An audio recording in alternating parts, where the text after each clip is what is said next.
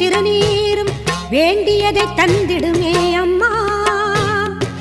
காப்பது உன் திரிசூலம் கவலையாவும் தீரும் அம்மா.